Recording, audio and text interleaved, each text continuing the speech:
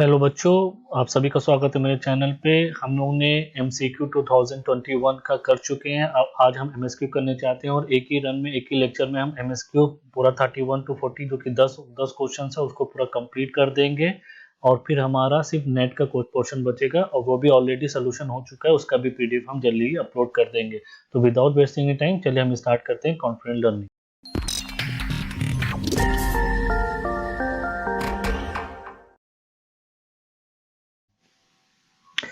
ये हमारा पहला क्वेश्चन है, पैलेंटोलॉजी से रिलेटेड है। क्वेश्चन क्या है वो पढ़ते हैं, फिर उसका आंसर जानने की कोशिश करते हैं।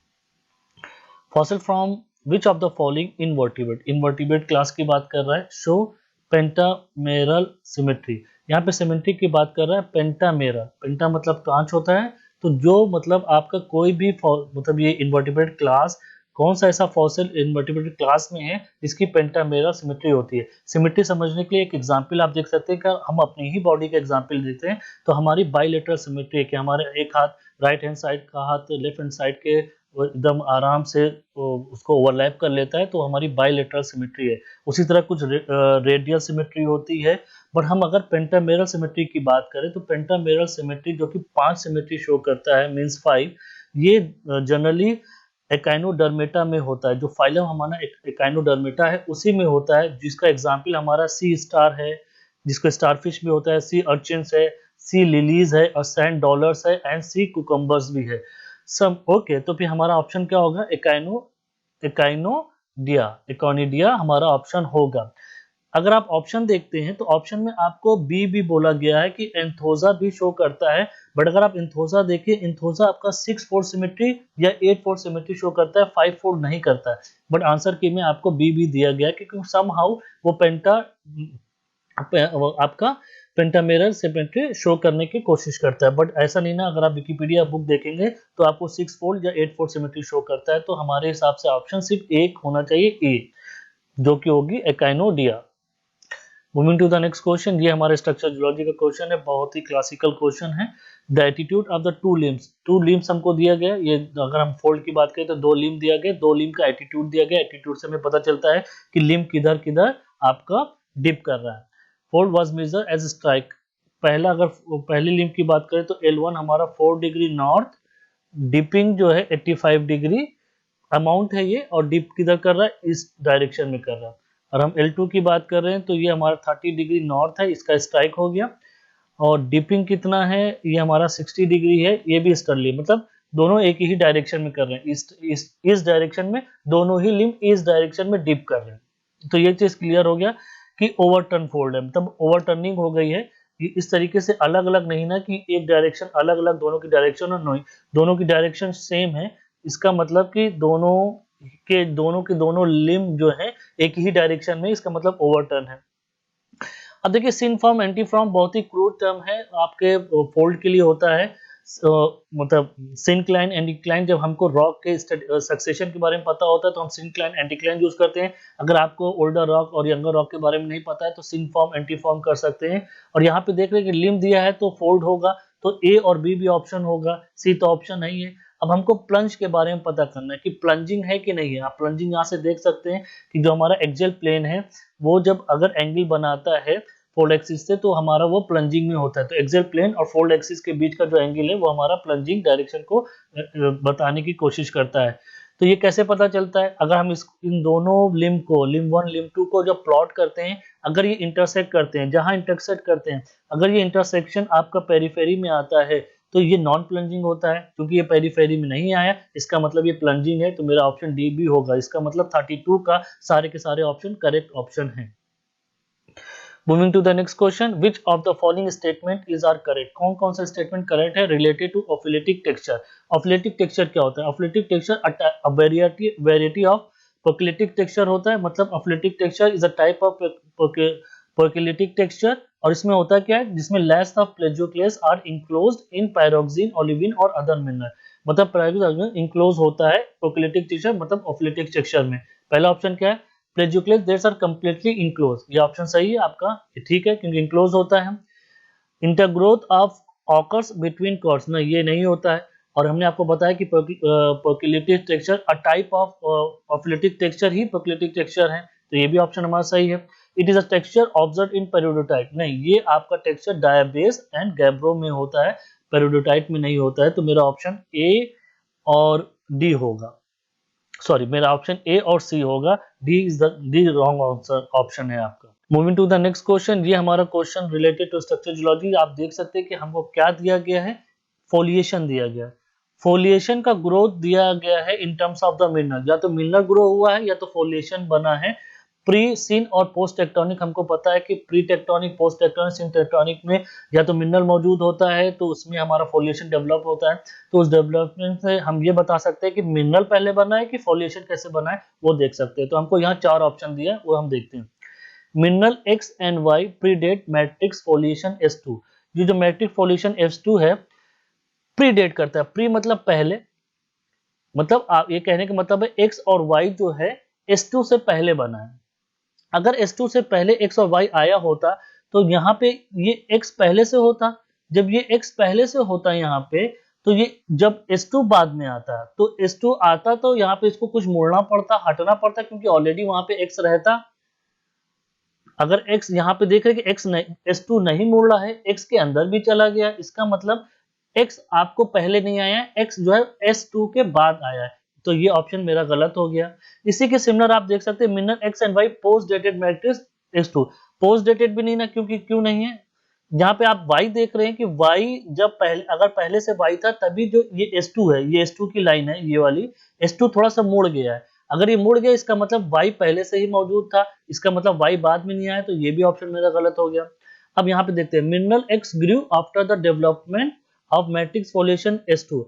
सही बात है, क्योंकि S2 पहले आ गया फिर मिनरल आया, तभी तो मिनरल ने X2 की प्रॉपर्टी को ऑब्जर्व कर दिया और उसका फोलिएशन सीधे सीधे X मिनरल में हमें दिख रहा है। इसका मतलब ये ऑप्शन सही है।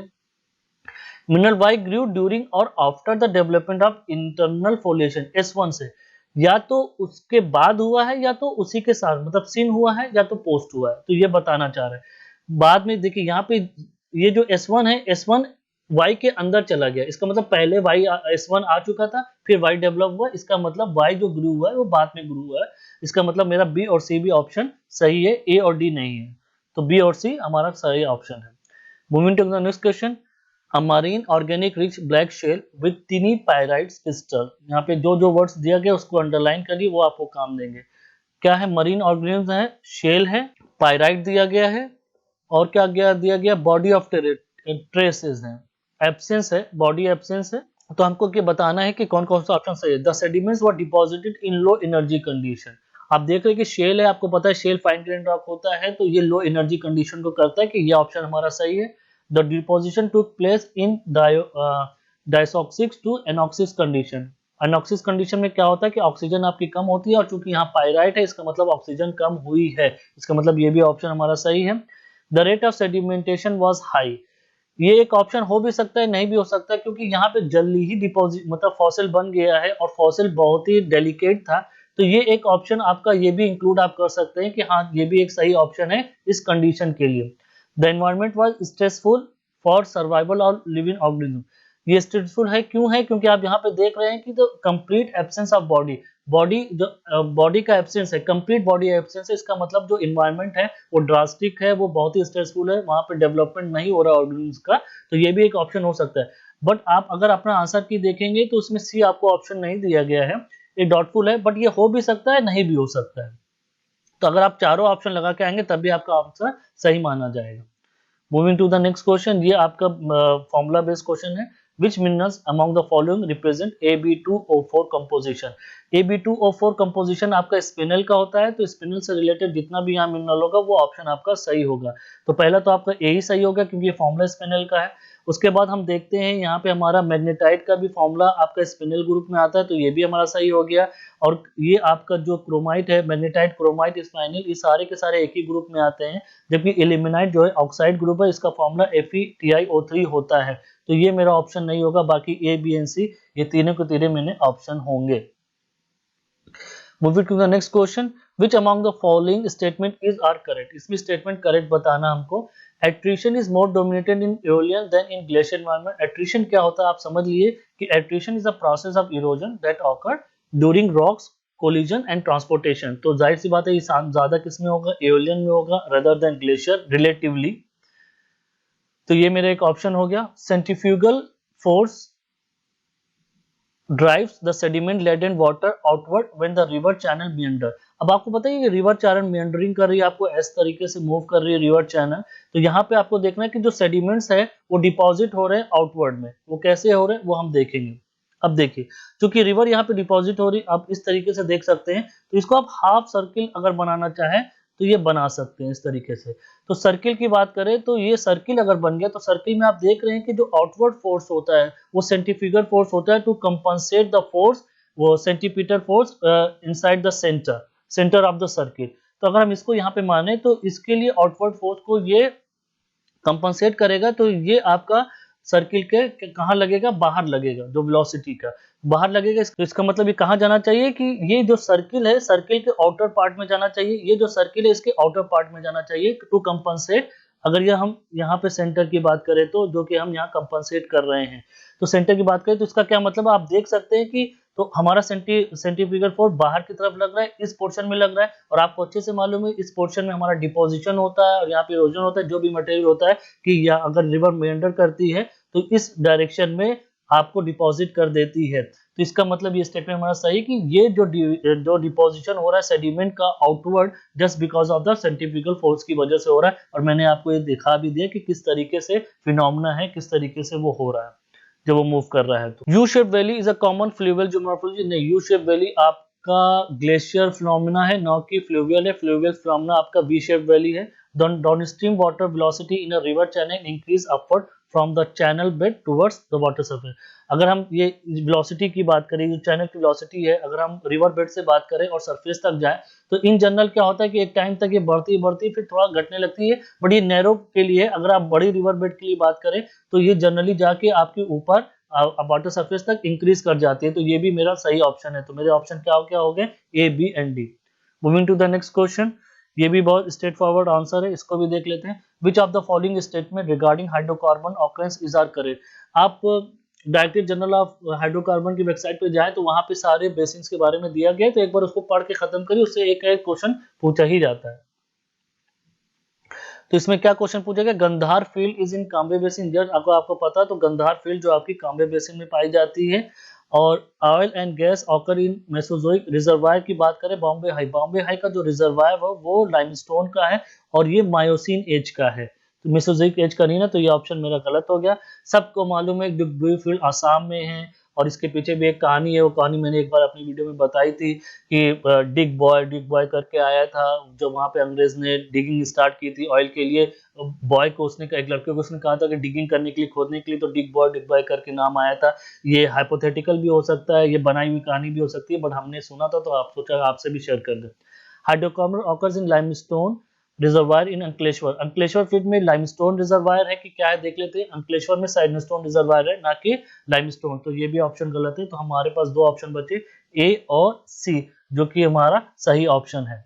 Moving to the next question, बहुत स्ट्रेट फॉरवर्ड आंसर है, पेटीजॉन क्लासिफिकेशन से रिलेटेड है। यहाँ पे आप देख लिए क्या क्या कह रहा है। Following are the statement regarding types of sandstone as per Petitjohn classification. Arkose contain more than 25% feldspar. Let's see Arkose. Where is Arkose? Arkose. This is Arkose.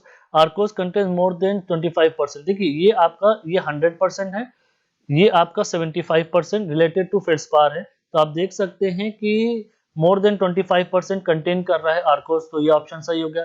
ग्रेवेक contain more than 90% matrix. अब आप देखिए ग्रेवेक हम define करते हैं एरेनाइट wax, जो ग्रेवेक है तो ये 15% मैट्रिक्स पे, ना कि 90%, तो ये ऑप्शन गलत है। तो ये आपका क्या, lithic arenite contains more than 25% lithic fragment, more than 25%। Yes, ये भी ऑप्शन आपका सही, ये 50% है आपका, 50-50 है, तो इसका मतलब है ये इंक्रीज कर रहा है, तो ये भी ऑप्शन सही है। Quartz arenite contains more than 95% quartz arenite. Yes, ये भी ऑप्शन सही है। तो आपका ऑप्शन ए, सी और डी होगा, सिर्फ एक ही गलत है जिसमें हमारा ग्रेवेक का मैट्रिक्स दिया हुआ था। ये आज का लास्ट क्वेश्चन है, बहुत ही लॉजिकल क्वेश्चन है, इसको आप पढ़ेंगे तो आप खुद ही आराम से निकाल लेंगे इसका option. Choose the correct statements out of the following. यहाँ पे शोर लाइन दिखाया गया, ट्रांसग्रेशन और रिग्रेशन की बात करें। ट्रांसग्रेशन क्या होता है occur when the ocean basins have more quantity of, मतलब quantity of water ocean basin बढ़ता जाता है तो ओशन आपका लैंड की तरफ मूव कर जाता है। जब ओशन लैंड की तरफ मूव करता है तो शोर लाइन भी आपकी शिफ्टिंग होने लगती है on towards the land, land की तरफ लगने लगती है जब ट्रांसग्रेशन होता है। तो shoreline shifted landward during transgression, yes ये सही ऑप्शन है। पहला ऑप्शन अगर सही होगा तो दूसरा ऑटोमेटिकली आपका गलत हो गया, shoreline shift seaward during transgression गलत हो गया क्योंकि shoreline shift landward during transgression है। Delta deposit preserve the record transgression, अब डेल्टा डिपॉजिट की बात करें कि डेल्टा डिपॉजिट होता क्या है। A river delta is a landform shape like a triangle, triangle shape का डेल्टा डिपॉजिट होता है created by the deposition of the sediment carried by the river not by the ocean. Okay, ये ocean से इसका कोई लेना देना नहीं है तो ये भी गलत हो गया। Incise river valley form because of the transgression, incise valley कहाँ जाके वो समुद्र के किनारे इंसाइज वैली बनेगी, तो वहां तो नहीं बन सकती, तो ये भी ऑप्शन गलत हो गया। तो इस एमसीक्यू एमएसक्यू का सिर्फ एक ही ऑप्शन सही है, ए वाला आपका, ठीक है। तो कभी कभी जरूरी नहीं है कि एमएसक्यू दिया गया है तो आपको 3-4 ऑप्शन ही उसमें निकाल के करना है, एक ही ऑप्शन भी सही होता है, तो अपना दिमाग लगा के जो सही आंसर है उसी को टिक कीजिए। ओके, तो विद दिस हम लोगों ने अपना एमएसक्यू वाला पार्ट भी पूरा कंप्लीट कर लिया है, सिर्फ नेट का बचता है, नेट भी जल्दी अपलोड कर दिया जाएगा क्योंकि उसका भी सोल्यूशन हो चुका है, मैं जल्दी ही पीडीएफ उसका भी अपलोड कर दूंगा। तो अभी तक के लिए बाय बाय, थैंक यू।